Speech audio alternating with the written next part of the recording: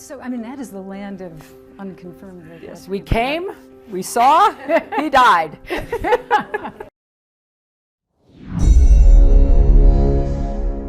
We came, we saw, he died. Itu adalah statement dari sebuah cuplikan video hasil interview wartawan CBS News dengan Hillary Clinton sewaktu dirinya menjadi State Secretary atau Menlu-nya Amerika ketika mendengar kabar Gaddafi dieksekusi. Hillary tertawa terkekeh-kekeh gayanya, antara bangga dan merasa dirinya pahlawan dunia yang telah melakukan hal yang benar untuk dunia, yaitu mengeksekusi Gaddafi.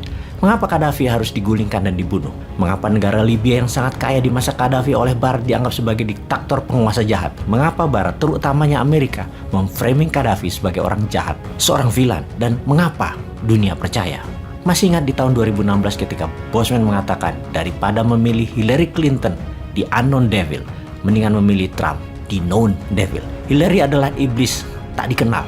Trump kita tahu iblis semacam apa dia. Hillary lebih buas. Amerika memang buas di bawah Partai Demokrat yang di belakangnya cabalis. Kalimat "we came, we saw, he died" adalah jahat. Reaksi Hillary merupakan wujud asli pemimpin Amerika yang haus darah dan brutal. Kampanye menumpas Gaddafi adalah melindungi rakyat Libya dari rezim Gaddafi yang jahat. Sementara di sisi ekonomi, Amerika mau ambil cadangan minyak Libya. Namun minyak adalah bonus. Aslinya mengeksekusi Gaddafi adalah untuk protek dolar. Karena Gaddafi mempromosikan gold dinar sebagai mata uang tunggal Afrika dan semua pembayaran luar negeri masuk ke negara Afrika harus pakai gold dinar. Dan hal ini akan menggantikan fungsi dolar di Afrika. Kita semua tahu menyerang dolar haruslah perlahan dengan shadow dan secara tiba-tiba serangan itu dilakukan.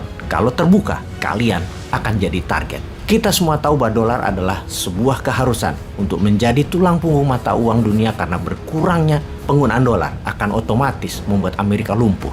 Merubuhkan Amerika itu gampang. Stop pakai dolar. Collapse dalam seketika Amerika itu. Hingga 7 tahun yang lalu, 90% transaksi dunia menggunakan dolar. 60% cadangan devisa negara dunia menyimpan dalam dolar. Dan 55% hutang dunia adalah kepada dolar. Namun saat ini dunia mulai berubah. Hanya 80%-an transaksi dunia memakai dolar.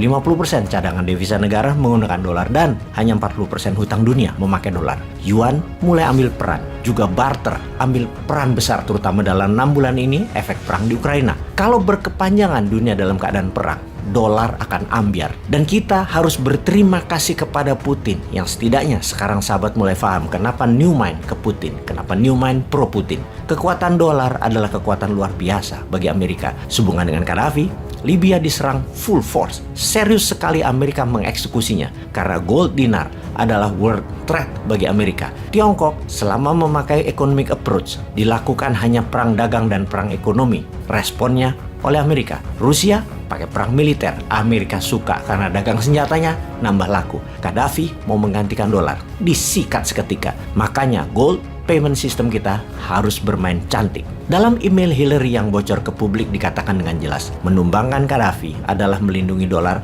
dan membuat kekuatan single currency Afrika tidak boleh terjadi. Karena independensi currency Afrika terputus dari dolar akan membuat Afrika tidak berhutang dan membuat Afrika bebas. Afrika harus terus berhutang dan bergantung pada dolar karena kekayaan alam Afrika untuk Amerika dan Barat. Kampanye Gaddafi menyatukan mata uang gold dinar sebagai single currency Afrika dan kampanye menyatukan kekuatan negara muslim dengan gold membuat Amerika kebakaran jenggot kala itu. Kampanye penting yang membuat Amerika murka adalah cadangan devisa negara harus emas, bukan dolar. Cadangan devisanya adalah berapa banyak emasnya, bukan berapa banyak dolarnya. Kita tahu dolar itu dicetak bank sentral yang sesungguhnya independen, bukan negara. Jadi negara berhutang pada banknote. Harusnya kekuatan negara ya emas, bukan di banknote dolar. Usaha Amerika menjadikan dolar sebagai mata uang dunia adalah ketika di Bretton Woods Conference di New Hampshire yang menciptakan sistem keuangan dunia dengan IMF dan World Bank-nya. 44 negara setuju bahwa US dollar adalah mata uang dunia. Dan sejak 50 tahun yang lalu itu, sistem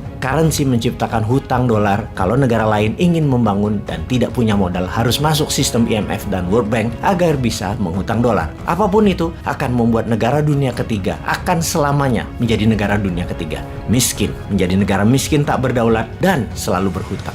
Memang janjinya di Bretton Woods Conference adalah dolar akan selalu diterbitkan berdasarkan emas. Lalu seluruh mata uang dunia ke dolar. Namun suatu hari pada puncaknya, dolar tidak bisa menepati janjinya. Cadangan emasnya habis, kebutuhan dolar meningkat terus, yaitu di tahun 70-an. Lalu Amerika menggunakan strategi lain, yaitu menerbitkan dolar dengan minyak bumi yang disebut dengan petrodolar, yang ternyata rapuh dolarnya karena harga minyak bumi bisa liar bergerak dan produksinya ada batasnya. Dolar pun tidak tahan, tidak memiliki lagi underlying. Puncaknya di tahun 1971, dolar melepas jaminan emas dan petrol, menjadikan dolar diterbitkan berdasarkan proyek dan hutang proyek. Dolar diprint berdasarkan hutang dunia. Sejak saat itu, dolar diprint at will, maunya berdasarkan keputusan politik, bukan murni berdasarkan kebutuhan ekonomi. Kembali ke Afrika. Di tahun 2009, Gaddafi diangkat sebagai Ketua African Union, Pakta Negara-Negara Afrika. Gaddafi yang curiga Afrika akan disadamkan di tahun 2003 sudah menyiapkan rencana besar.